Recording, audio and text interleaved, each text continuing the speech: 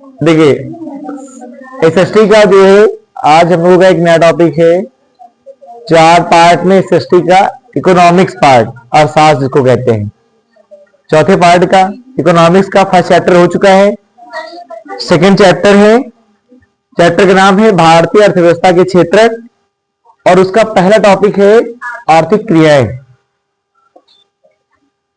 ठीक है, तो आर्थिक क्रियाएं क्या होती हैं इसके बारे में हम लोग समझेंगे। ठीक है, तो आर्थिक का मतलब होता है, आर्थिक या अर्थ दोनों का मतलब होता है पैसे से होता है। आर्थिक कहें अर्थ कहें दोनों का मतलब किससे होगा? पैसा मतलब धन से होता है। अर्थात वे सभी क्रियाएं जिसमें मनुष्य को प्राप्त क्या हो? धन प्राप्त हो, धन प्राप्त होना चाहिए। वो धन ही वाली प्राप्त करने वाली सारी क्रिया क्या कहलाएंगी? आर्थिक क्रिया कहलाएंगी। बात समझ आ गई? आर्थिक क्रिया जिसमें धन से धन को प्राप्त करना होता है तो क्या कहलाती हैं? आर्थिक क्रिया कहलाती। फिर क्या कहलाते हैं? जैसे आप नौकरी करते हैं, नौकरी करने के बाद आपको पैसा प्राप्त हो जाता है, तो नौकरी करना भी कैसी क्रिया है? आर्थिक, उसमें पैसा मिलता है।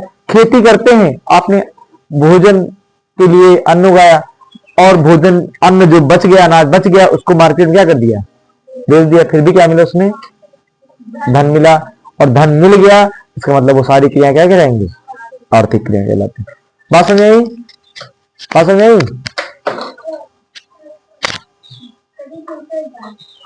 वे सभी क्रियाएं जिसमें मनुष्य को धन प्राप्त होता है वही सारी क्रियाएं आर्थिक क्रियाएं कहलाती हैं। जैसे नौकरी करना, खेती करना, मजदूरी करना, ये सारी की सारी क्रियाएं आर्थिक क्रियाएं कहलाती हैं।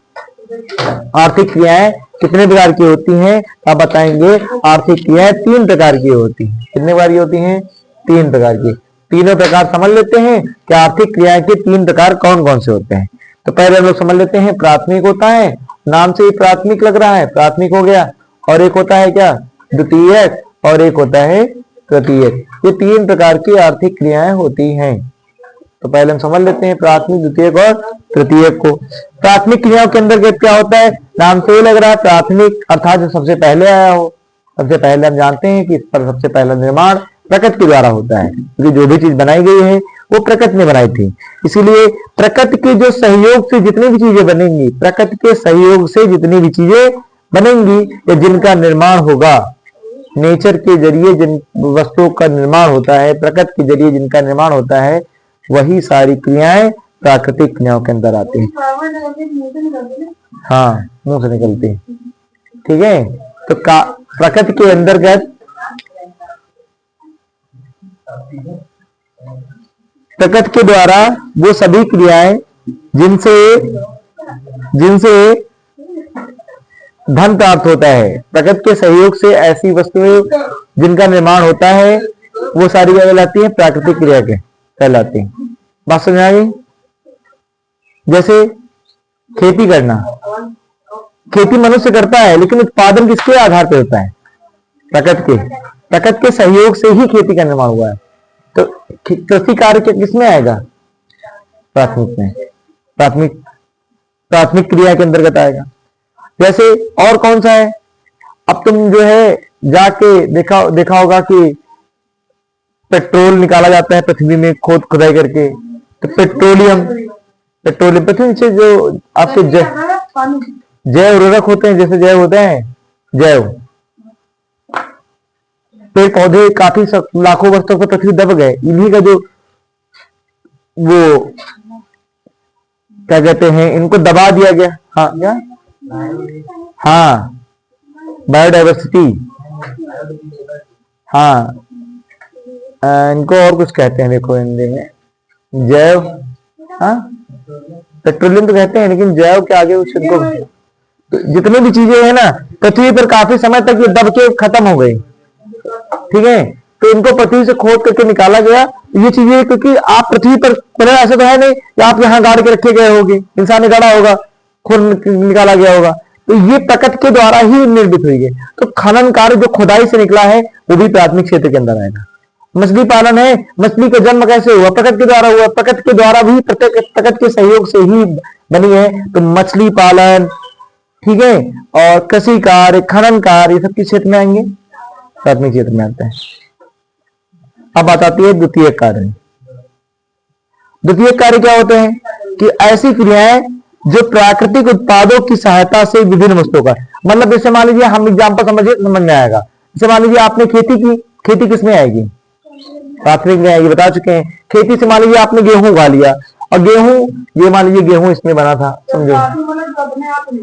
हाँ, नेचर के द्वारा जिनका निर्माण हुआ है, हाँ, प्रकृति, हाँ हाँ,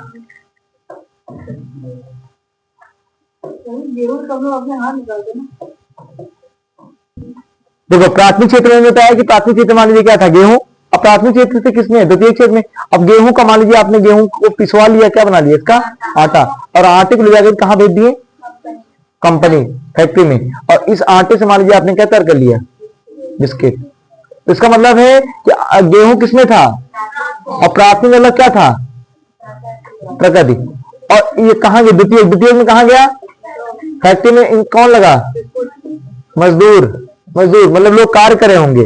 मजदूर, प्रकृति, दोनों के द्वारा बना तो क्या बना? बिस्कुट। और बिस्कुट किसमें आ जाएगा? द्वितीय। मतलब प्रकृति के सहयोग से भी व्यक्तियों के द्वारा, फैक्ट्री के द्वारा जो भी चीज और कार्य इसके द्वारा और बढ़ोतरी की जाती है, उसे किसमें आएंगे?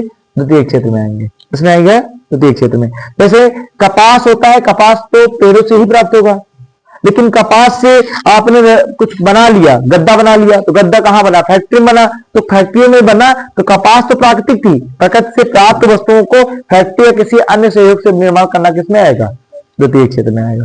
और जैसे लकड़ी बना लिया, मतलब लकड़ी बना क्या लिया? लकड़ी प्राप्त हुई प्रकृति के द्वारा, उस लकड़ी से मान लीजिए कुछ और बना लिया, फर्नीचर बना लिया। लकड़ी से कागज तैयार, कागज बनता है लकड़ी से, वो बना लिया। ये सब किसमें आएंगे? द्वितीय क्षेत्र में। हाँ, कॉपी बनती है, कॉपी निर्माण होता है। अब आता है तृतीय क्षेत्र में। किसका आता है? पैसे की नोट।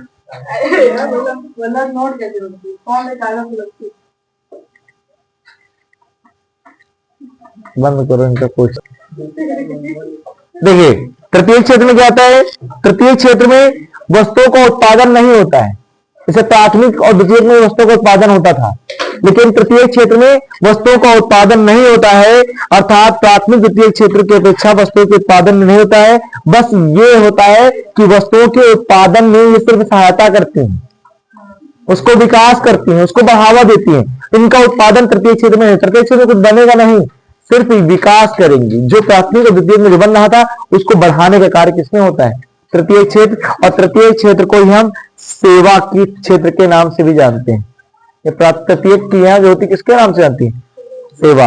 अर्थात जैसे बीमा कंपनी में आप गए तो आपने पैसा कंपनी में लगा दिया, उस कंपनी का कितना ग्रोथ होना है, कितना कम होना है, ज्यादा बढ़ाना है, तो उसके लिए आपको किसका? तृतीय क्षेत्र के अंदर आएगा। ठीक है। जैसे बस है, बस, अब बस बन गई। अब बस में ड्राइवर का काम क्या है? सवारियों को एक स्थान से दूसरे स्थान पर ले जाना, नहीं तो करता है। तो वो सेवा कर रहा है आपको एक स्थान से दूसरे स्थान पर। तो जितनी भी सेवा है सब किसमें आएंगी? तृतीय क्षेत्र में। हाँ, बात समझ आ गई। टॉपिक बहुत इंपॉर्टेंट है, परीक्षा के लिए बहुत बार पूछा गया है। मनरेगा कहानी, मनरेगा है क्या? मनरेगा इसको पूरा बोलते हैं महात्मा गांधी राष्ट्रीय ग्रामीण रोजगार गारंटी अधिनियम, और आगे लिखा होता 2005। 2005 इसलिए लिखा होता है क्योंकि 2005 में लागू किया गया था, इसलिए इसको 2005 सन दे देता है। शॉर्ट फॉर्म में याद रखिएगा, हिंदी में ऐसा लिखा होगा मा, फिर डॉट, फिर ग्रा, ऐसा करके लिखा होगा। समझ लीजिएगा कि मनरेगा ही है, कुछ और मत समझिएगा। ठीक है। यह पूरा रहेगा राष्ट्रीय ग्रामीण रोजगार गारंटी अधिनियम 2005 क्या है इसके बारे में। तो केंद्र सरकार जो थी उस समय 2005 में, केंद्र सरकार जिनकी थी, उस केंद्र सरकार में यह कहा गया कि लोगों को कार्य करने के लिए, अर्थात उनको काम का अधिकार दिया जाए। हाँ, हमारे अंदर क्षमता है, हम कार्य कर सकते हैं। तो काम करने का अगर आप आप कर सकते हैं तो आपको हर व्यक्ति को अधिकार मिलेगा, और हर व्यक्ति को अधिकार मिलेगा। तो उस काम का अधिकार देने के लिए टोटल पूरे भारत में 625 जिलों के अंदर, कितने जिले? 625 जिलों, 625 जिलों के अंदर काम के अधिकार को लागू करने के लिए एक नियम बनाया गया, और वही नियम कहलाया क्या? महात्मा गांधी राष्ट्रीय ग्रामीण रोजगार गारंटी अधिनियम, जो कि 2005 में लागू किया गया था। इसीलिए इसको ऐसे लिखा होता है मनरेगा 2005। ठीक है, महात्मा गांधी राष्ट्रीय ग्रामीण रोजगार गारंटी अधिनियम 2005, काम पाने का अधिकार लागू किया गया 2005 में, इसीलिए इसको कहा गया। 625 जिले टोटल थे। गांव में जो काम हाँ 100, इसमें पहला क्या है? मतलब उन सभी लोगों को जो काम करने में सक्षम है। इनका मतलब उद्देश्य क्या था? ऐसे व्यक्ति जो काम करने में क्या हो? सक्षम हो। सक्षम मतलब आप कार्य कर सकते हैं, आपके अंदर शक्ति है, काम कर सकते हैं, और आपको काम की जरूरत है, आप काम के शक्ति भी है आपके अंदर कि हम काम कर सकते हैं, आपको जरूरत भी है, तो सरकार आपको मिनिमम कम से कम 100 दिन की रोजगार की गारंटी देगी। आपको 100 दिन का रोजगार देगी, इसलिए इसकी गारंटी दी गई थी, इसीलिए इसको गारंटी अधिनियम भी कहते हैं। 100 दिन रोजगार देना मनरेगा के अंदर बताया गया। ये सरकार अगर रोजगार उपलब्ध नहीं करा रही, मतलब पास जॉब, इसमें जॉब कार्ड बनता है, देखा होगा जो गांव में सगरा वगैरह खोदते हैं, नाली साफ करते हैं, या और जो चीजें होती हैं, नालियां खुदाई होती है, नहर खुदाई होती है, मनरेगा के अंदर आता है। तो अगर सरकार के पास काम, मतलब आपके पास जॉब कार्ड बना, आप सक्षम है, लेकिन सरकार आपको काम नहीं दे रही, तो क्या होगा? तो सरकार इसके एवज में, मतलब इसके बदले में बेरोजगारी भत्ता देगी आपको। घर बैठे पैसा मिलेगा केवल, बस। हाँ, पैसा मिलेगा घर बैठे, आपको काम नहीं, क्योंकि आप काम करना चाहते हैं और आप काम नहीं कर रहे हैं उस समय, आपको मिल ही नहीं रहा है। तो सरकार क्या करेगी? आपको उस एवरेज में, आप खाली बैठे हो, फालतू बैठे हो, तो सरकार आपको बेरोजगारी भत्ता देगी। ठीक है। तीसरा है कि इस अधिनियम में उन कामों को वरीयता दी जाती है, उन काम को आगे के लिए बढ़ावा दिया जाता है, उनके लिए नियम बनाया गया था जिसका भविष्य में भूमि से उत्पादन बढ़ाने में मदद मिलेगी। ऐसे काम इसमें मनरेगा में कराए जाते हैं जिनका उपयोग आने वाले समय में भूमि, जो पृथ्वी है जहां पे रह रहे हैं, इसका उत्पादन बढ़ाने में ये योगदान साबित करेगा। जैसे नहर देखते हो, नहर खुदाई होती है, नहर सफाई होती है, उसका फायदा नहर से क्या है? पानी आएगा, खेतों में पानी पहुंचेगा, तो अन्न का उत्पादन होगा, अनाज की मात्रा बढ़ेगी। इसलिए मनरेगा में उन चीजों पर फोकस किया जाता है जो आने वाली पीढ़ियां या आने वाली भूमि का उत्पादन की मात्रा बढ़ा सकती है। इसमें इस योजना के अंतर्गत सबसे ज्यादा 33% लाभ पाने वाली महिलाएं मिली हैं। जान लीजिए, जब लागू किया गया था तो 33% महिलाएं काम करी थी इस पे, जान लीजिएगा। महिलाएं, ऐसा नहीं केवल पुरुषों के लिए ही था। ठीक है। और यह 1 अप्रैल 2008 से 1 अप्रैल 2008 से पूरे भारत में लागू हो गया था। 1 अप्रैल 2008 से पूरे भारत में लागू हो गया था, और जबकि 2005 में ये गारंटी बनाई गई थी, अधिनियम बनाया गया था, और पूरे भारत में 2008 से लागू हो गया था। यही है मनरेगा, और इसको पेपर में बहुत इंपॉर्टेंट है, इतनी चीजें आपको वहां पर परीक्षा में लिखनी होगी। बात हमारी समझ में आ चुकी होगी आपको। अर्थव्यवस्था के क्षेत्र क्या होते हैं? तो अर्थव्यवस्था, अर्थ समझ लो, पूरी इकोनॉमिक्स में सिर्फ बार बार आपको अर्थव्यवस्था, आर्थिक क्रियाएं, अर्थव्यवस्था, आर्थिक क्रियाएं, ये शब्द लिखा होगा। इन शब्दों को लिखने का तरीका जान लो, बस पेपर में इससे लैंग्वेज लिखनी है। आर्थिक क्रियाएं से रिलेटेड, आर्थिक क्रियाओं से अर्थ ये है, अर्थव्यवस्था से तात्पर्य है, मतलब शुरुआत की कथा आपको यही शब्दों से शुरुआत करनी है। तो आपकी जो लैंग्वेज होगी ना, बेहतर लिखोगे।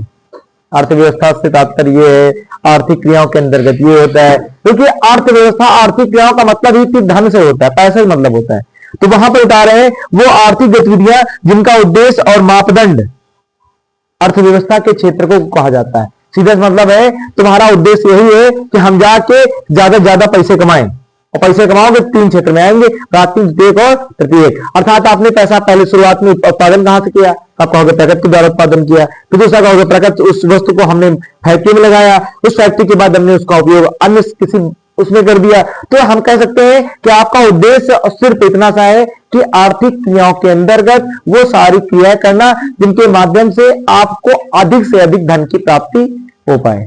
वही सारे क्षेत्र अर्थव्यवस्था के क्षेत्र कहलाते हैं। और ये 3 प्रकार के होते हैं, प्राथमिक क्षेत्रक, द्वितीय क्षेत्रक और तृतीय क्षेत्र। प्राथमिक क्षेत्र के प्रकृति के द्वारा बनाई गई वो सारी वस्तुएं आती हैं जिन्होंने अभी हम लोगों ने पढ़ा है, जैसे मछली पालन, कृषि करना, खनन करना प्राथमिक क्षेत्र में आएगा। द्वितीय क्षेत्र में वो सब चीजें आती हैं जिनका उत्पादन आप फैक्ट्री या किसी प्रकृति से ली गई वस्तुओं का आगे उत्पादन करते हैं मात्रा बढ़ाने के लिए, तो द्वितीय क्षेत्र में आती है। तृतीय क्षेत्र में क्या आता है? तृतीय क्षेत्र में वो सभी चीजें आती हैं जो हमें सर्विसमैन होते हैं, जो सर्विस करते हैं, जो सेवा देते हैं, जो सेवा देते हैं। पुलिस है, सेवा देती है आपको। बैंक का कर्मचारी है, वो भी आपको सेवा करता है। हम हैं, आपको सिर्फ सेवा ही दे रहे हैं। तो सेवा क्षेत्र के अंतर्गत ये सारी चीजें आती हैं, सब कुछ सेना सेवा। तो वो सारी चीजें जो आपको कहीं ना कहीं ये सारे क्षेत्र के कहलाते हैं, अर्थव्यवस्था के क्षेत्र कहलाते हैं। अब इन क्षेत्रकों को भी हम लोग 2 भागों में बांट देते हैं पहले, फिर इनके प्रकार पढ़ते हैं। भाग 2 होते जान लीजिएगा, एक संगठित क्षेत्रक होता है, एक असंगठित क्षेत्रक होता है। ठीक है, बात समझ आ गई? तो इसके 2 प्रकार के होते हैं, पेपर में आता है, जान लीजिएगा इस चैप्टर के बहुत क्वेश्चन। हाँ, संगठित असंगठित। संगठित क्षेत्र क्या होते हैं, असंगठित क्षेत्र क्या होते हैं? ठीक है,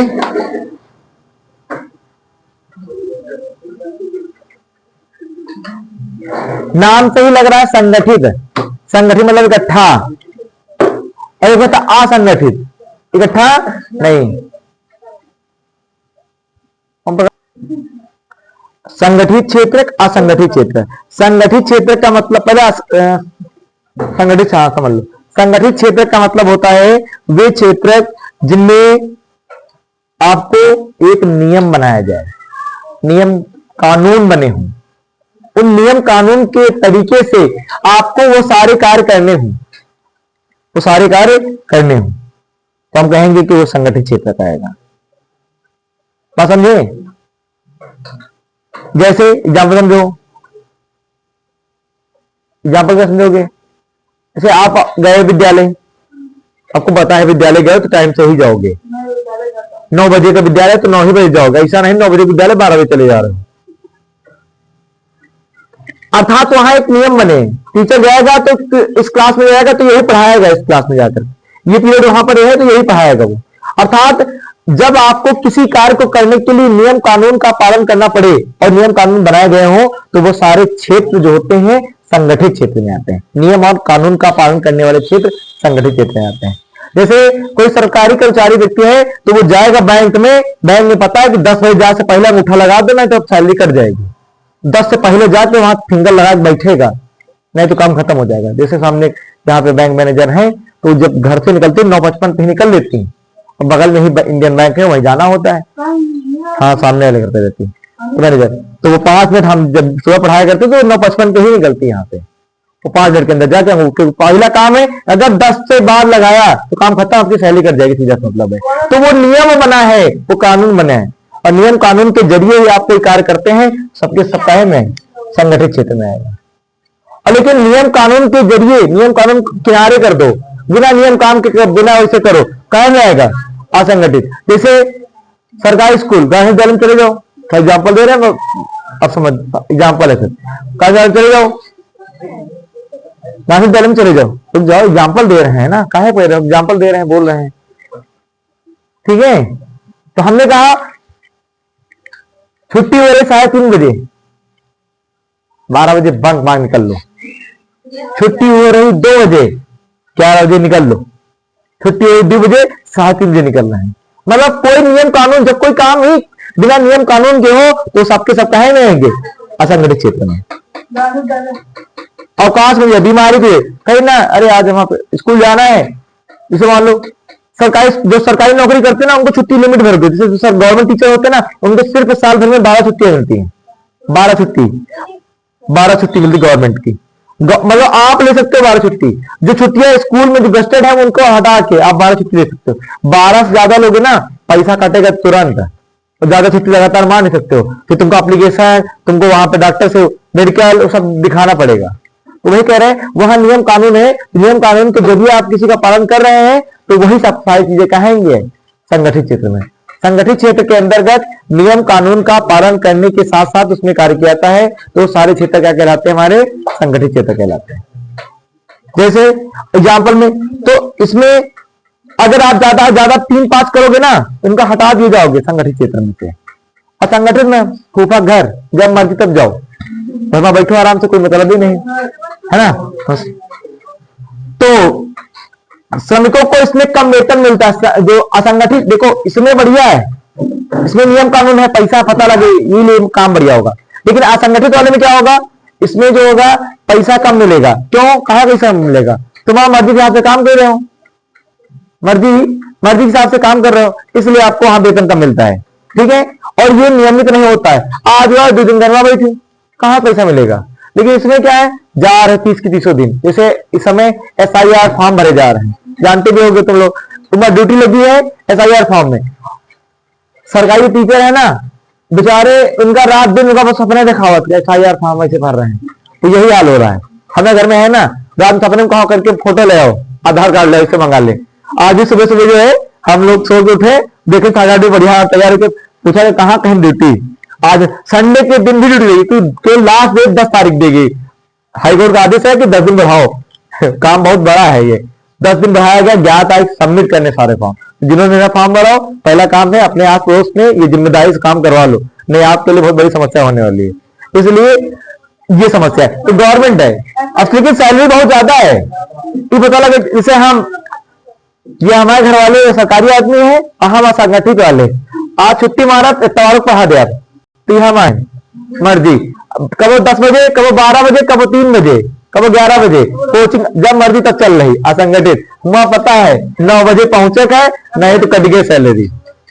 और यहाँ फोन कर दिया, नहीं यार, अरे आज चले जाओ, काल फिर आओ, ये हो रहा, वहां आज काल बाका रखा है, काट देंगे तुमको, सैलरी कट जाएगी तुमको फोन। ये संगठित सरकारी, असंगठित प्राइवेट विभाग को कहते हैं, इसे हम। लेकिन भागता आदमी किसके पीछे, पैसा, मजबूती, हिम्मत, तुमको कोई निकाल नहीं सकता, इसमें तुमको जब मर्जी तब तो निकाल देंगे। इसे स्कूल जाओ, प्राइवेट पढ़ाओ जाओ, ना पढ़े ढंग से बाहर कर देंगे, ये हाल होता है। तो संगठित समझा, बोर्ड परीक्षा के लिए इंपॉर्टेंट क्वेश्चन ध्यान रखिएगा। बस इसको यही रोकते हैं, अगले वीडियो में मिलते हैं।